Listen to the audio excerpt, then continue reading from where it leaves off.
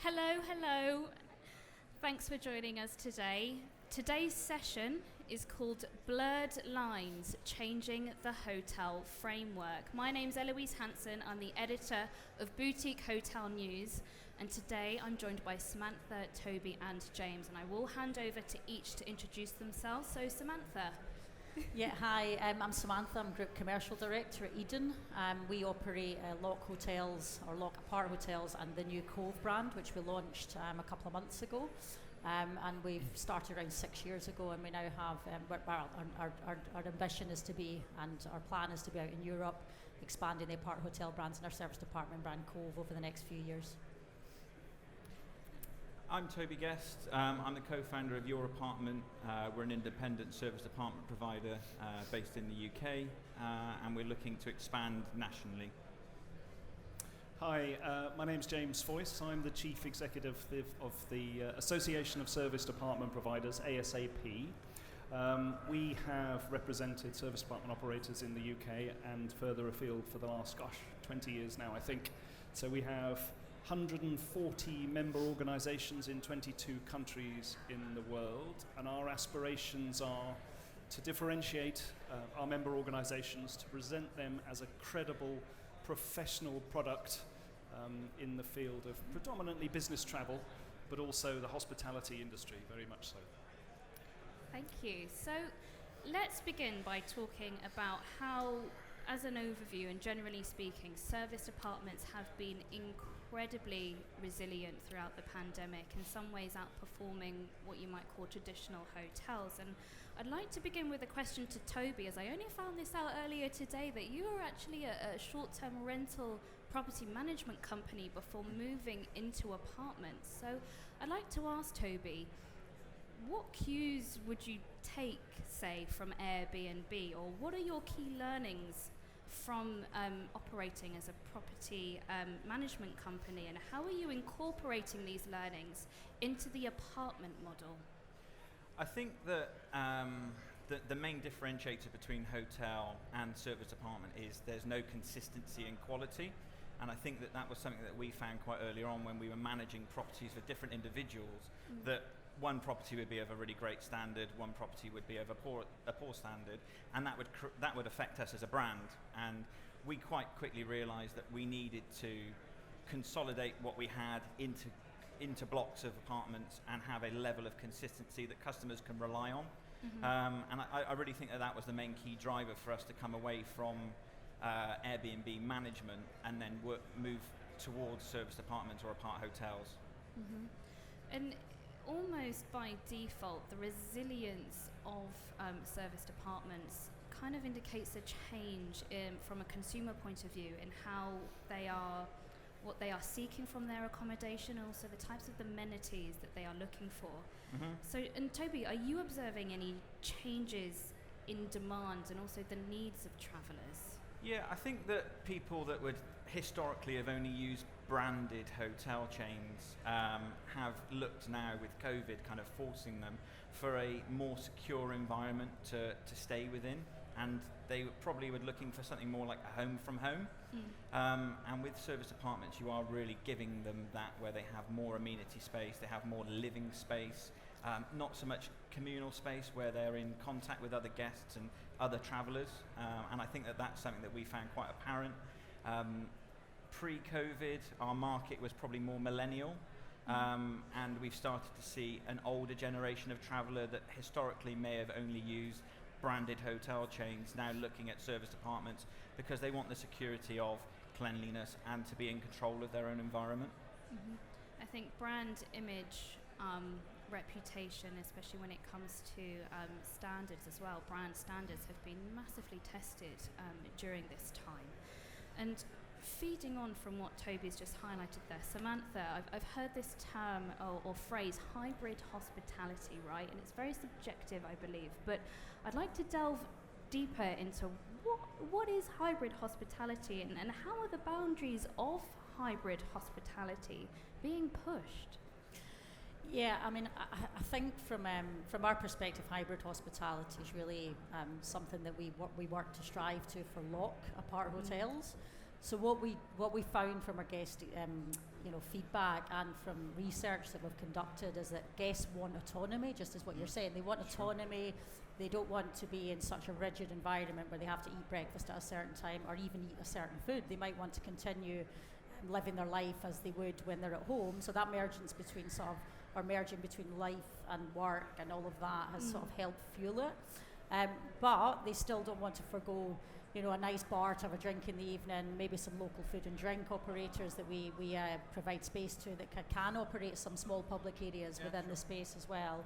A gym, potentially more experience-led, guest experience-led facilities as well, like yoga or maybe some wine tastings or stuff that can sort of bring them into more of a community as well. And so I do think that the apart hotel sector has an interesting opportunity to really sort of move with what the guest wants and kind of create this merge between hotels and serviced apartments. And historically we put guests in buckets. I think it was the hotel guest, the serviced apartment guest, the business guest, the leisure guest, and I think that's all merging now. And so there's a real opportunity to bring a little bit of sparkle into the serviced apartment world as well. Just because you might need functionality, it doesn't mean that you want to forego aspirational design or some facilities that can surround the experience to merge that kind of leisure and work style of travel that people want now. And you've just touched on the opportunities just then, Samantha, and I'd like to ask, where are you seeing the opportunities? It could be tapping into a new market, tapping into new travellers. Travel has been dramatically changed during this time. It's been termed the new normal, the new different. Where are you seeing the opportunities? I think we all, certainly on this panel, we all have an opportunity to really sort of help raise the profile of the resilience of this sector. I think it's been in the shadows for far too long, and I think there's a real opportunity, whether it's larger properties, expansion across UK into Europe. I think there's a real opportunity to take this sector, it is an emerging sector. I think we've an opportunity to really, set the tone for the future of it. I think design, guest experience, creating an experience of sorts, obviously light touch, but that is the post-COVID world as well. People don't want us going into the room every day to clean their room. They don't want people touching our luggage, so we actually have an opportunity to leverage off the sort of post-pandemic world to really help sort of raise the profile of this sector. And we were incredibly resilient, as you were saying. We operated at high occupancies. We didn't close any buildings. We opened 6 properties. So the opportunity's there, and I think the quicker people get onto it, the more of an opportunity they have to sort of set the tone for the future. Thank you.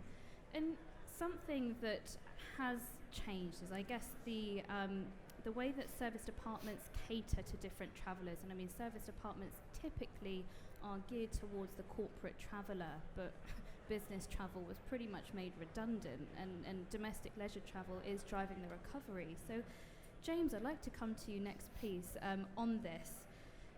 Is there any indication from your members what business travel might actually look like when it does return?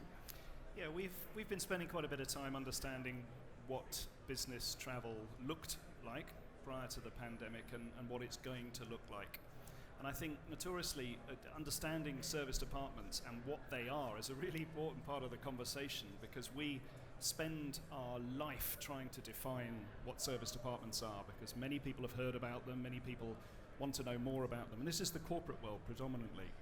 And I think it's fascinating, whereby we see a spectrum of accommodation, and that spectrum is recognised, and parts of it aren't quite so recognised. So at the top end of the spectrum, you've got the branded hotel stuff that we've talked about, and then at the other end of the spectrum, you've got the residential model, whereby it's predominantly driven by the length of stay.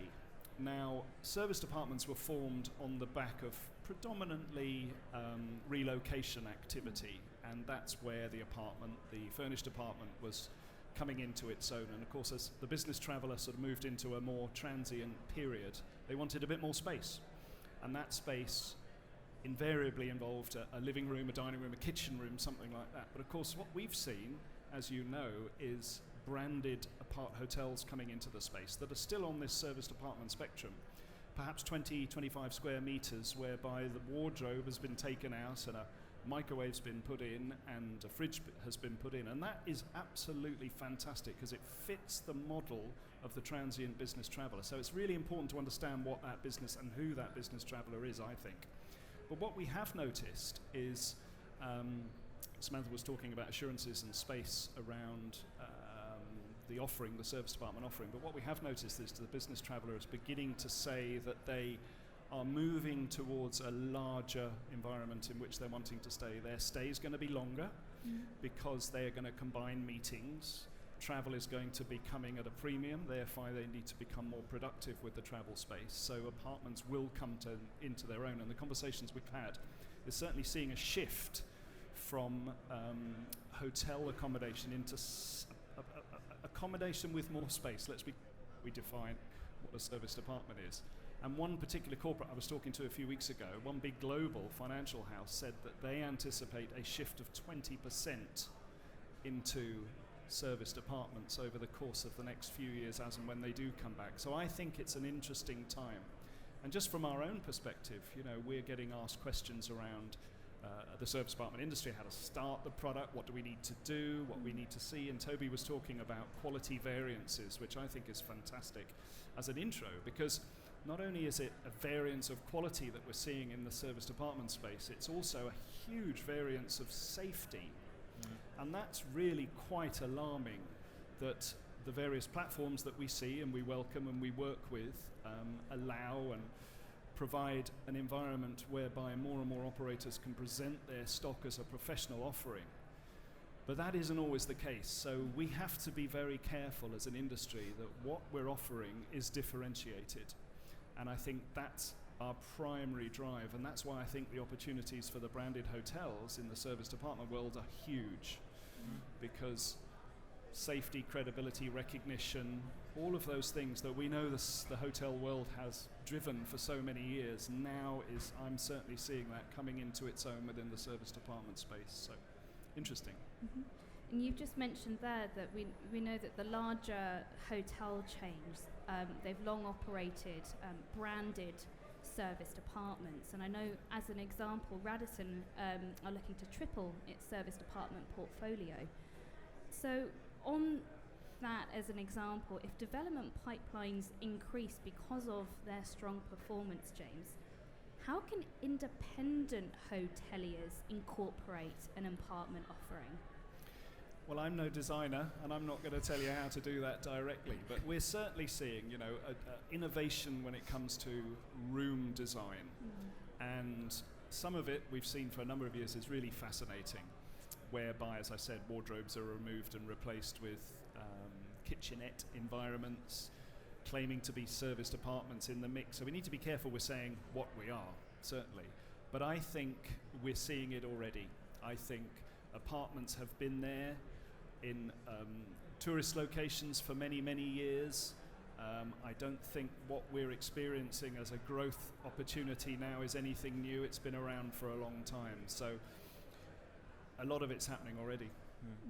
If I can just add, I think, again, what I was saying about the sort of hotel guest and the extended stay guest, there's this new mid-stay guest that is maybe travelling Monday to Thursday or for a few days at a time, and they don't need what someone living somewhere for 3 months or a month would need. But so it's a kind of, there is this sort of opportunity to step into it a little, extend your length of stay, therefore get a more stable occupancy, so you don't have the same dips and troughs, that are actually paying the same rate. And Airbnb helped us with that. There became this kind of acceptance that you can book, direct online for a week or a couple of weeks, and they don't need, so there's an opportunity to step into it without having to create a sort of somewhere you can live for a month or 2 months. And a lot of that, as you rightly say, is driven by length of stay and demand, isn't it? So the longer somebody's going to stay somewhere, the chances are the more space they want.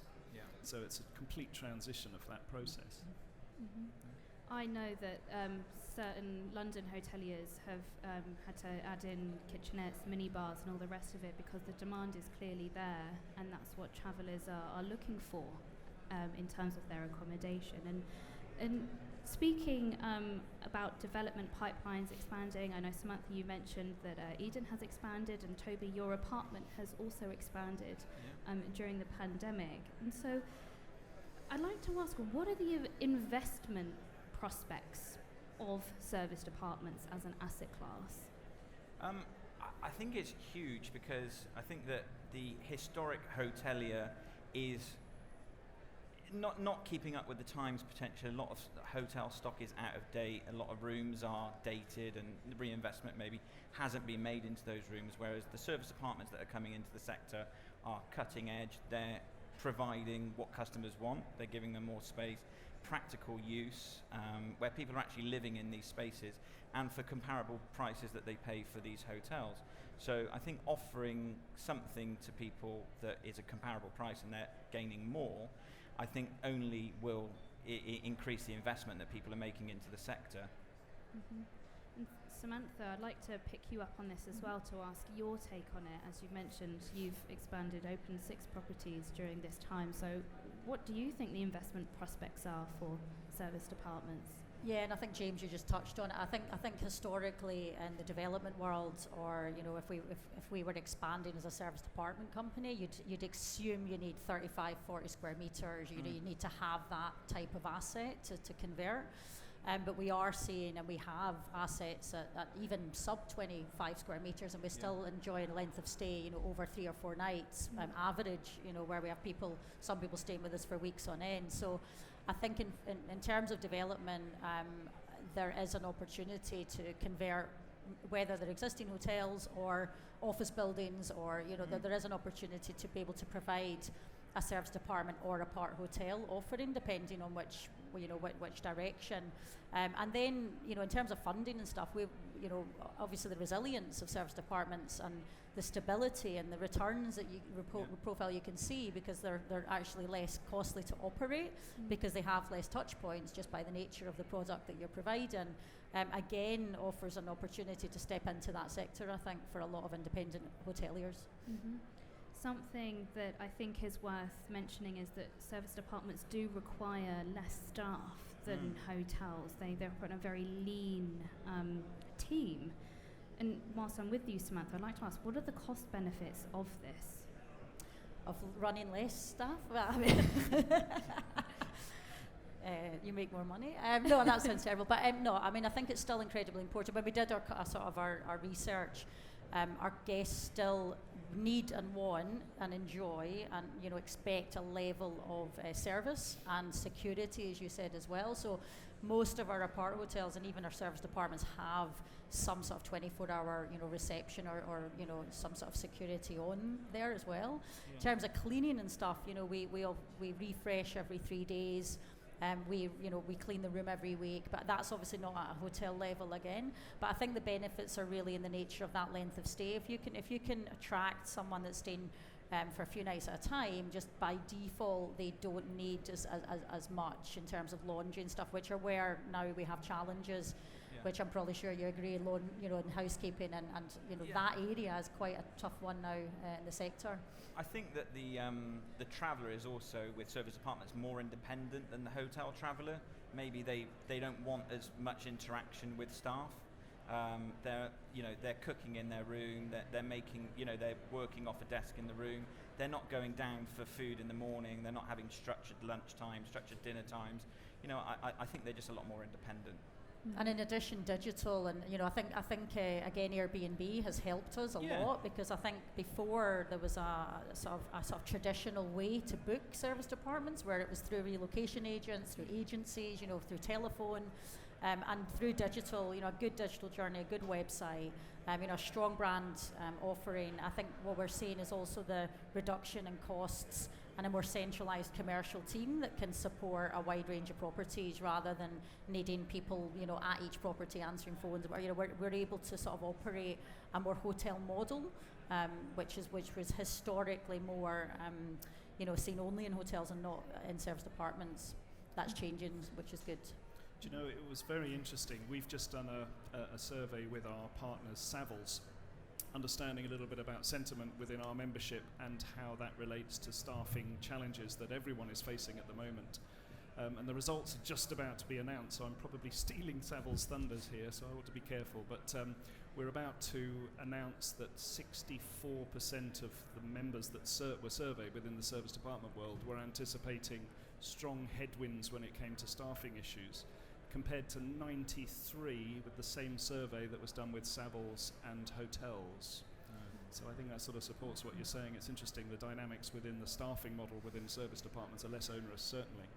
But no surprises, Brexit and border controls were causing the biggest challenge for getting staff in at the moment. So. I think it's been a double whammy, really. You've got the COVID, you've got Brexit. It's almost concocted this perfect storm, and now we have major supply chain issues that's disrupting the industry quite dramatically. Dramatically? Coined a new word there. And Toby, I'd like to ask, how are you able to demonstrate and deliver profitability? Going back to the investment piece here, obviously we've touched on cost-saving benefits of operating a service department. Yeah, I think COVID's been a perfect thing to demonstrate that. A lot of hotels in our local area were completely closed, not even entertaining the idea of opening. We stayed at between a 65 and 75% occupancy rate throughout the whole period, and came out of that with months and months of 100% occupancy afterwards. And I think that if you can demonstrate that through the worst time that this industry has faced, then in the good or even normal times, it demonstrates that it genuinely has that resilience and consistency. I think that's the important word, is the consistency that it's providing. It's not just just because they're open, we'll go there and nothing else is open. It's really started to become people's go-to as opposed to going to a hotel. And I don't know if you also saw, we saw the sort of surge of new segments as well, that probably wouldn't have, not just because we were the only people open, but because what we were offering was conducive to their work. Yeah. And so I think for us, certainly we've started to attack or sort of reach out to new sectors, new segments that historically we had assumed had been reserved for hotel stays only, and we saw quite an interesting sort of merge of new segments that we can, totally different customer profile, which is really interesting as well. It gives us another opportunity to build on what we already had, so yeah. No. When it comes to targeting new travellers, maybe a new demographic, I wonder if that indicates a change in maybe location of where these service departments and apart hotels are cropping up. And I'd like to come over to James on this point. I highlighted earlier that domestic leisure tourism is driving the recovery at the moment. And I'm curious to hear whether you see future growth in rural and resort locations for service departments and apart hotels. Yeah, it's a really good question because I go back to the first point I talked about when service departments were initially found or recognised. And I think they have always been there in these leisure environments, certainly in the peripherals outside of city centre locations. And we've known them as self-catering apartments. That's what they've been. We've gone on holiday to different markets around the world and we've stayed in an apartment. I think this is all about visibility and this is about recognition coming in. So I know of a number of pipelines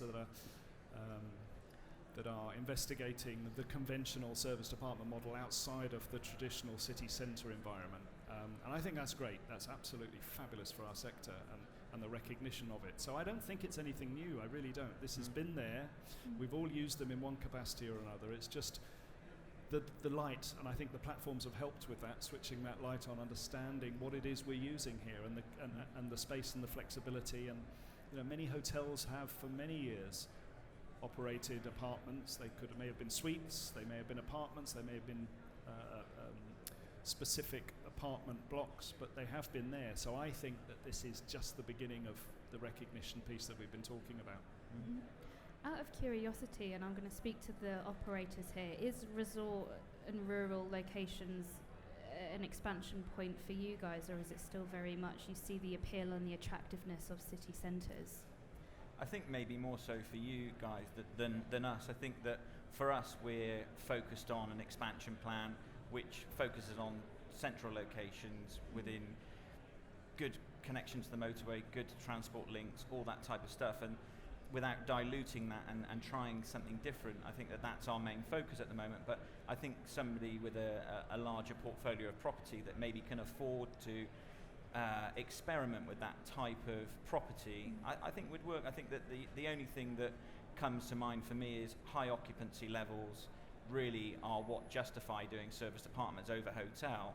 And if you haven't got that and you're going for more your leisure traveller that's staying Friday to Monday or whatever, and seasonally as well, I think you start to lose the occupancy levels. So are you charging higher rates for those rural properties and hoping to get people for shorter length of stays but at a much higher nightly rate, and that justifies it? I'm not too sure.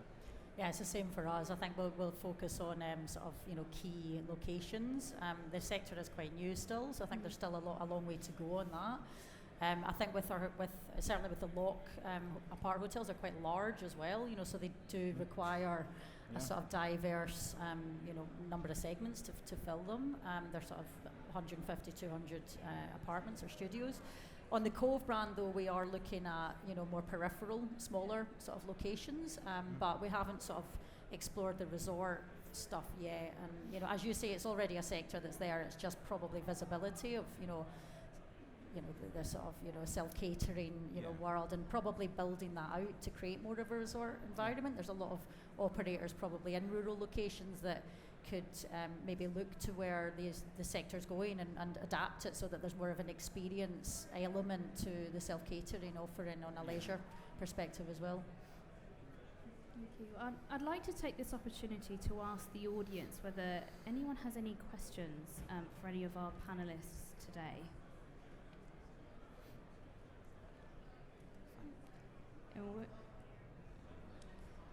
I just wanted to ask, in terms of the experiences that you mentioned in the beginning, was there anything that you did that was different?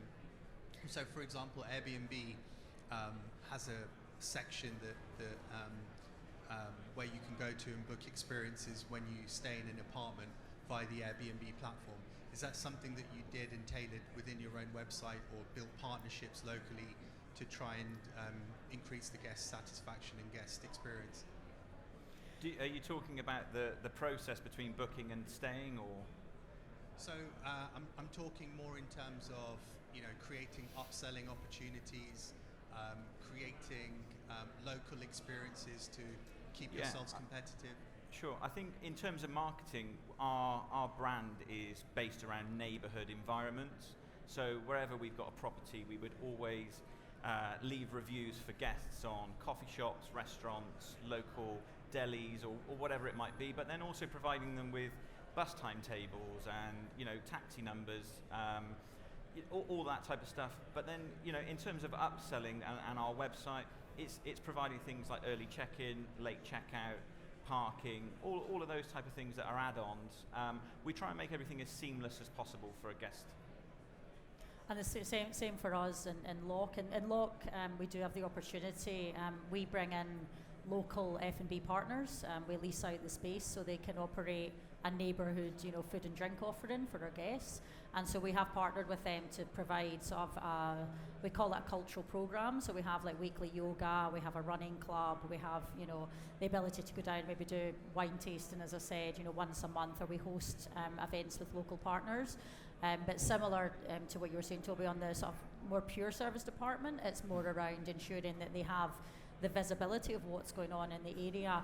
But again, I think the secret is looking at it more in a consumer, facing view of like how hotels would do it. So in the hotel world, if Fashion Week was on in London, you would make sure that content was put forward to the guests before they arrive, or you might have some articles, some social on that, so that they're aware of it. So I think it's taking more of a consumer-facing approach to how you communicate with the guest as well, so that it's not just functional, it's actually giving them the ability to live in the neighbourhood and really understand and learn more about where they are and be able to experience a more rich stay when they stay with you. Thank you for that question, and that has brought us right up to the end of our session. Thank you so much for sharing your insights and experiences today. I will just flag that the next session on the innovation stage today is called Inside the Original Hotel at 2:30. So we'll be back here in about half an hour, but thank you once again to our panellists. Thank you. Thank you very Thanks. much.